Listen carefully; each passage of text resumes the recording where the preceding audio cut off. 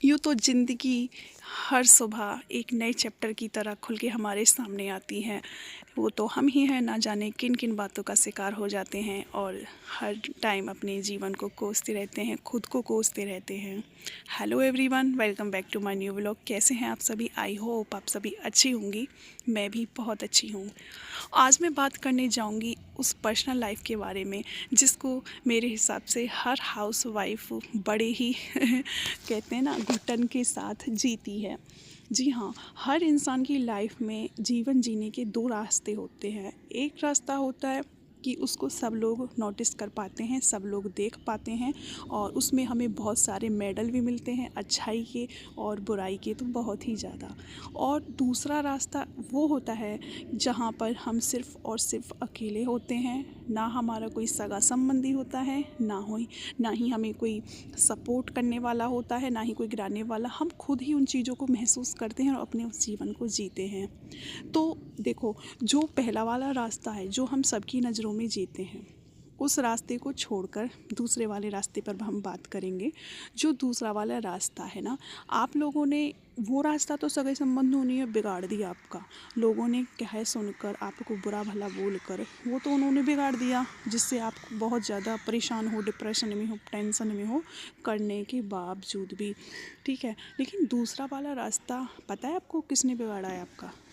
जिसमें हमारा किसी का कोई इंटरफेयर नहीं है, किसी सगे संबंधी का, किसी कोई वहाँ पर कोई समाज नहीं होता। जी हाँ, वो रास्ता ना आपने खुद ने बिगाड़ा है अपना, और उस रास्ते के बिगाड़ने के ज़िम्मेदार आप ही हो। अब बताओ, आप लोगों में कमियां निकालते हो और अपनी कमी देखी है कभी आपने? अगर नहीं देखी है तो आप अब देखना शुरू कर दीजिए।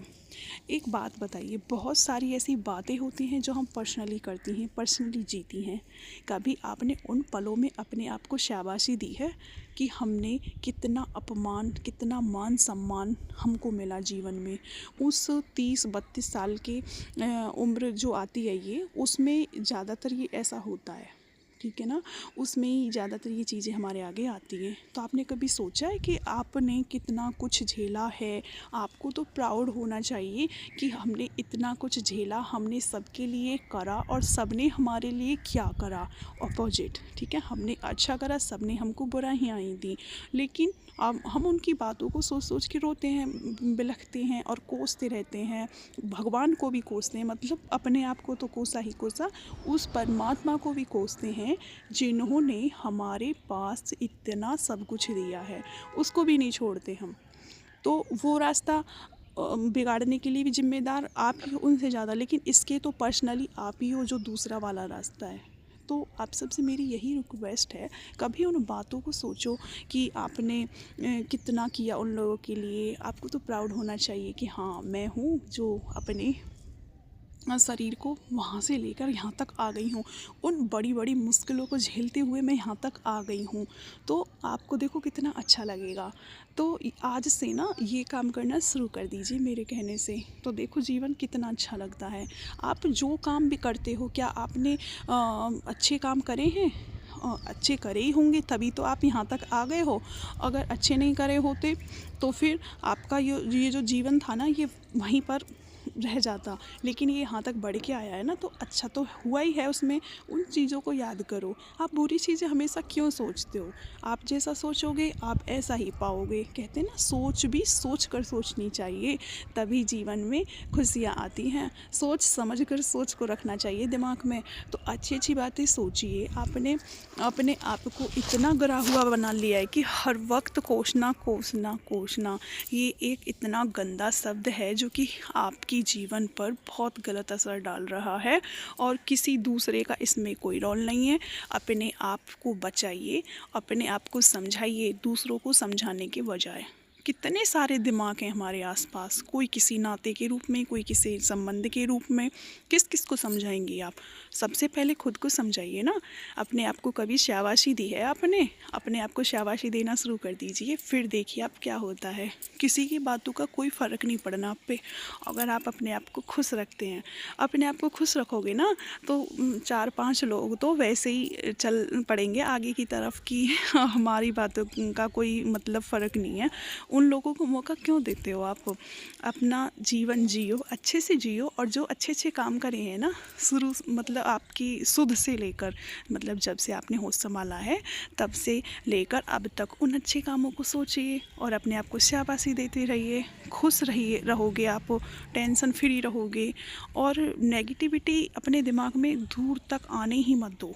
आती हैं तो अपने अच्छे कामों को आगे रख दीजिए उनके आगे, कि मैंने ये काम करा है और मैं कितना महान हूँ, मैं कितनी अच्छी हूँ, मैं कितना अच्छा काम करके यहाँ तक आई हूँ। तो अच्छी अच्छी बातें सोचना शुरू कर दीजिए, इससे आपका दिमाग ठीक रहेगा, आपका परिवार भी खुश रहेगा और लाइफ बहुत ज़्यादा अच्छे से कटेगी। क्योंकि लोगों का काम होता है नीचे गिराना, और आप उनकी बातों में आ जाते हो, आप नीचे गिरने की बजाय नीचे लेट ही जाते हो।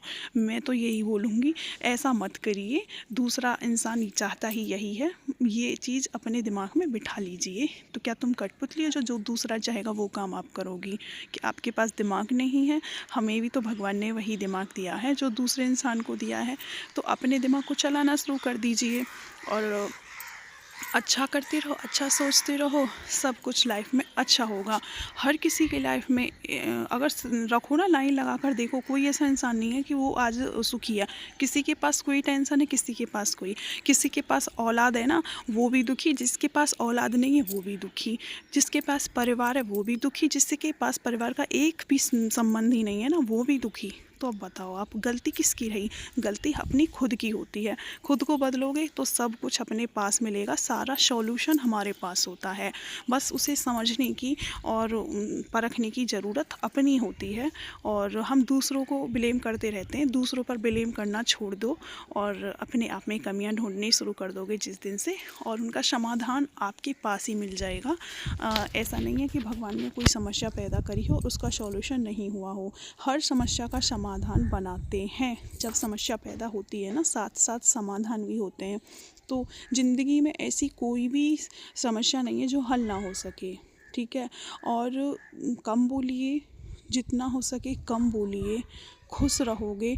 और ज़्यादा किसी से अपने बारे में कोई बात मत करिए, क्योंकि आज का ज़माना ऐसा है, अपनी बात किसी को आप बताओगे तो वो आपको रिवर्स में आपका सॉल्यूशन नहीं देगा, आपका मजाक बनेगा, और कहीं ना कहीं आपकी वो बातें आप पर्सनली बताते हो वो 1 से 4 तक पहुंच जाएंगी। तो आप इन बातों को अपने तक ही सीमित रखिए, अपने मन से बातें करिए, क्योंकि आपके अंदर भी कुछ है, आपके अंदर भी वो आत्मा है जो हमको हर वक्त सुनती है, हमें हर वक्त रोकती है गलत करने से, हमको समझाने की भी कोशिश करती है। आप एक बार उसकी आवाज़ को सुनिए तो आप जीवन में बहुत आगे तक जाओगी। और ये जो ज़िंदगी है ना, जो आपने मतलब बहुत दुख भरी समझ रखी है, क्या ही जीवन है, तो आपको ना उल्टा हो जाएगा। आप सोचोगे कि जीवन सच में बहुत खूबसूरत है, हमको इसके मायने सच में नहीं पता हैं। तो आपको मेरी बातें, कोई भी बात अच्छी लगी हो तो लाइक कर दीजिएगा और कमेंट करके मुझे ज़रूर बताइएगा। और मिलूँगी आपको अपने नेक्स्ट वीडियो में, क्योंकि मेरे पास भी बहुत सारे ऐसे किस्से हैं जिनसे मैं उभरी हूँ, और आज यहाँ तक मैं हंसती खेलती आगे बढ़ रही हूँ, सब काम करते हुए, गांव में रहते हुए। आप समझ सकते हो गांव में क्या क्या काम होते हैं, बच्चों की पढ़ाई से लेकर अपनी खुद की पढ़ाई भी, और अपने प्लस पूरे काम। तो बस हंसते रहो, खिलखिलाते रहो, काम करते रहो, क्योंकि इसमें भी प्रभु की मर्ज़ी ही है, बिना उनकी मर्ज़ी के पत्ता भी नहीं हिल सकता। तो और तो बात ही क्या है, कोई जीवन कैसे जी सकता है जहाँ उनकी मर्ज़ी ख़त्म हो जाएगी ना, तो सब कुछ ख़त्म हो जाता है। तो ऐसा नहीं होता कि सब कुछ ऐसे ही चल रहा है, भगवान की ही मर्ज़ी से सब कुछ चलता है। तो अपने छुपे हुए उस भगवान को सुनो, वो आपको हर कदम पे साथ देते हैं और आपको हर मुश्किल से बचाते हैं। तो मिलूँगी आपको अपने नेक्स्ट व्लॉग।